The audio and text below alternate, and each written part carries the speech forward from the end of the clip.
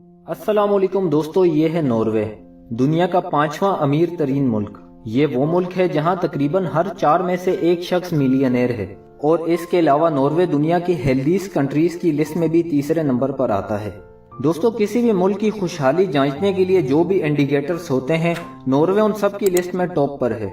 लेकिन क्या आप जानते हैं, नॉर्वे हमेशा से ऐसा बिल्कुल नहीं था। 18वीं सदी के इख्तिताम में मशहूर इकोनॉमिस्ट थॉमस मैल्थस ने जब बर्फ से ढके नॉर्वे का दौरा किया तो उसने देखा कि नॉर्वे की कौम थोड़ा बहुत खेती बाड़ी और जानवर पालकर अपना गुजर बसर करती थी। दोस्तों, ये एक ऐसा पहाड़ी मुल्क था जिस तक सफर करना लगभग नामुमकिन था। कस्बे और आबादी काफी दूर दराज थी और इसके शहरी काफी कम तालीम याफ्ता थे। दोस्तों, अगर आपको नहीं मालूम तो जान लें कि नॉर्वे की जियोग्राफिकल लोकेशन की वजह से इसका वेदर सिस्टम दूसरे मुल्कों से बहुत ही अलग है। इसके बेशतर हिस्सों में कई महीने तो सनराइज ही नहीं होता, जिसकी वजह से इस पूरे खित्ते का बेशतर हिस्सा बर्फ से ढका रहता है और इसी वजह से सर्दियों के मौसम में यहाँ खेती बाड़ी कर पाना नामुमकिन था और इसी वजह से सर्दियों में यहाँ के शहरियों को 2 वक्त की रोटी के भी लाले होते थे। दोस्तों, थॉमस के जाने के बाद नॉर्वे के हालात मजीद बदतर हो गए। पूरे मुल्क में हर तरफ कहत छा गया और हर तरफ गुर्बत और बदहाली फैल गई और उस वक्त यही लगता था कि यही हालात नॉर्वे का मुकद्दर है। लेकिन फिर नॉर्वे ने ऐसा क्या किया कि आज वो इतना वेल डेवलप और अमीर मुल्कों में से एक है। दोस्तों, आज की वीडियो में हम बात करेंगे नॉर्वे की और जानेंगे कि कैसे इस मुल्क ने खुद को इस कदर तंगदस्ती से निकाल कर तरक्की की राह पर गामजन किया। तो इस वीडियो को बिना स्किप किए मुकम्मल जरूर देखिएगा। जिनके पास पूरी दुनिया के 85% ऑयल रिजर्व मौजूद हैं, लेकिन इन तमाम मुल्कों का कंबाइंड जीडीपी पूरी दुनिया का सिर्फ 8% है और इनमें से कोई भी मुल्क दुनिया के टॉप 10 रिचेस्ट कंट्रीज में नहीं आता।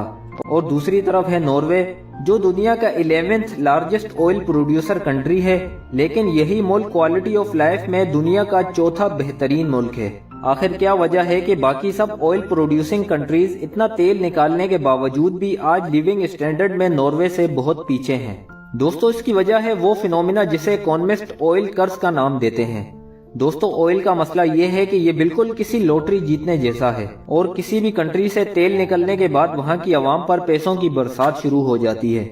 लेकिन इन मुल्कों की हुकूमत इन पैसों को टैक्स कम करने और अखराजात बढ़ाने के लिए इस्तेमाल करती है और इसी फिनोमिना पे माइकल लेविन रॉस ने पूरी बुक लिखी है, जिसमें वो लिखते हैं कि जिन ममालिक में ऑयल डिस्कवरीज होती हैं उनमें ना तो डेमोक्रेसी होती है और ना ही इकोनॉमिक स्टेबिलिटी, और उन ममालिक में सिविल वॉर के चांसेस भी ज्यादा हो जाते हैं। और यही सब हमने देखा लीबिया और इराक में, और इसके अलावा भी कई मुल्कों में जहां सिर्फ ऑयल की वजह से कॉन्फ्लिक्ट्स देखे गए हैं। बहरहाल, आज की हमारी वीडियो का टॉपिक कुछ और है। दोस्तों, जिस भी कंट्री से ऑयल डिस्कवर होता है उस मुल्क की ऑयल इंडस्ट्री तमाम दूसरी इंडस्ट्रीज पर छा जाती है। जैसे जैसे ये मुल्क ऑयल एक्सपोर्ट करते हैं तो इनकी करेंसी की डिमांड में एकदम इजाफा होता है, जिससे करेंसी की वैल्यू ऊपर जाना शुरू हो जाती है और इसी वजह से इस मुल्क की आवाम इम्पोर्टेड और लग्जरी आइटम्स इम्पोर्ट करने लगते हैं और इनकी लोकल इंडस्ट्री सफर करने लगती है।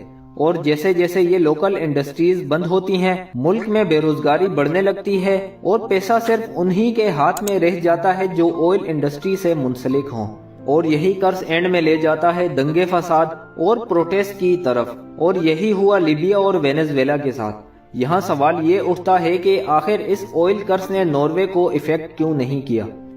दोस्तों, स्वीडन से आजाद होते वक्त नॉर्वे की असल एक्सपोर्ट्स थी टिम्बर, फिश और दूसरे मिनरल्स, और इन्हीं के चलते 1900 के शुरुआत में नॉर्वे दुनिया का चौथा सबसे बड़ा तिजारती बहरी जहाज बना चुका था, जिसके सबब नॉर्दर्न सी का तकरीबन 30% ट्रेड नॉर्वे के हाथ में था। इसके अलावा सबसे बड़ा काम जो नॉर्वे ने किया वो था पार्लियामेंट्री सिस्टम, जिसका बुनियादी मकसद था कि सियासी ताकत और पैसा किसी एक इंसान या एक पार्टी के हाथ में ना रहे। दोस्तों, नॉर्वे को कुदरत की तरफ से एक और फेवर हासिल थी और वो थी सस्ती हाइड्रो पावर इलेक्ट्रिसिटी प्रोड्यूस करने का पोटेंशियल। लेकिन उस वक्त नॉर्वे की 75% हाइड्रो पावर जनरेशन कंपनीज गैर मुल्की थी और यही बात नॉर्वे की हुकूमत को काफी खटक रही थी।